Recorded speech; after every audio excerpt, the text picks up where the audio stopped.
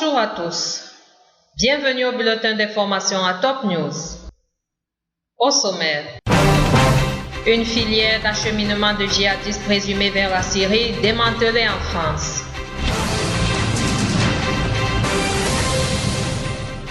Australie, 40 organisations musulmanes condamnent la prise d'otages de Sydney.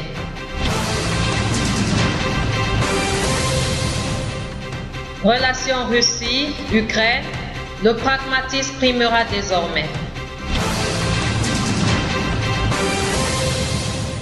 Mesdames et messieurs, voici les détails. L'armée arabe syrienne et les forces armées ont progressé de nouveau hier dans la banlieue est et ouest d'Alep en contrôlant de nouveaux points stratégiques pour resserrer l'étau entre les quartiers généraux des terroristes. L'armée syrienne s'est emparée complètement en collaboration avec les forces de la défense populaire des fermes de Mala et la zone sud et ouest de Andara dans la banlieue d'Alep, après avoir éliminé un grand nombre de terroristes.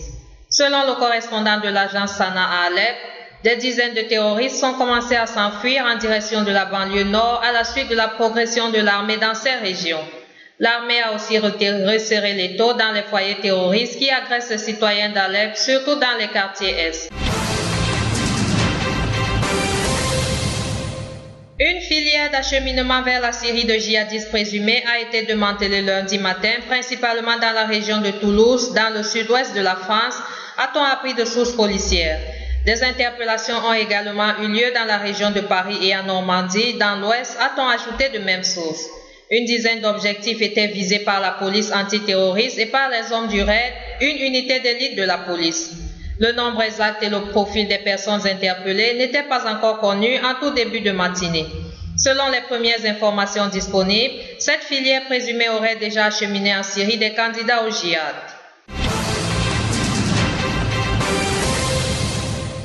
L'armée libanaise a repoussé dans la nuit de dimanche à lundi une tentative d'infiltration contre ses positions dans le jus de Ras Baalbek et Duqar, rapporte lundi matin l'Agence nationale d'information. De violents affrontements à l'artillerie lourde ont ainsi opposé la troupe aux éléments armés.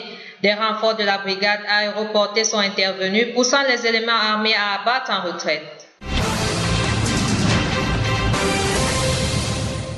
Toujours au Liban, concernant l'affaire des militaires enlevés, le Front Al-Nosra a chargé le prédicateur libanais Wissam El-Masri de négocier en son nom avec le gouvernement libanais pour obtenir la libération des soldats. En effet, cette nomination est survenue après le rejet catégorique des groupes terroristes Al-Nosra et Dach de la médiation du comité des oulémas musulmans. Le cheikh El-Masri a reçu un engagement de la part du Front Al-Nosra de ne pas porter atteinte aux militaires, selon le journal libanais Al-Akhbar. Il ajoute qu'il a remis le test du mandat au gouvernement libanais via les services sécuritaires en attendant l'accord des autorités libanaises pour aller dans le Jud afin de rencontrer les ravisseurs. Le cheikh El-Masri est un prédicateur modéré. Il entretient une boulangerie dans la localité d'Abi Samra à Tripoli. Il est connu pour ses bonnes relations avec les différentes partis politiques libanaises. Australie.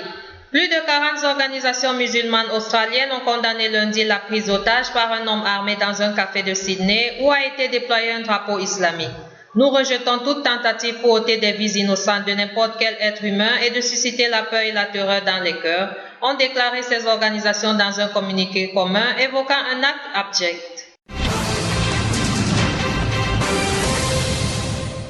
La Russie construira dorénavant ses relations avec l'Ukraine selon le principe du pragmatisme, en laissant de côté les émotions et les sentiments familiaux, a déclaré le premier ministre russe Dmitry Medvedev. Nous cessons d'entretenir l'économie ukrainienne. Ce n'est pas avantageux pour nous. Et honnêtement, nous en avons assez, a écrit le chef du gouvernement russe dans une tribune publiée lundi dans le journal Nezavisimaya Gazeta.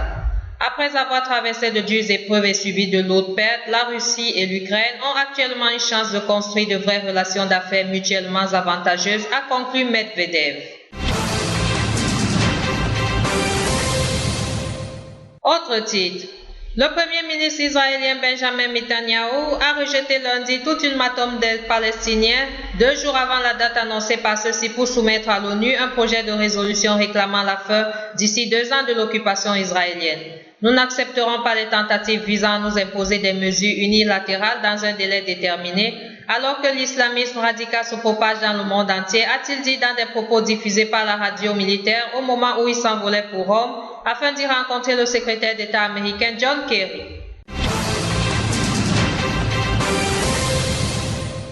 Enfin, une prise d'otage par 4 hommes armés était en cours lundi matin dans un immeuble d'un quartier populaire du Grand Nord-Ouest de la Belgique, mais a priori sans motivation terroriste selon le parquet de cette ville flamande.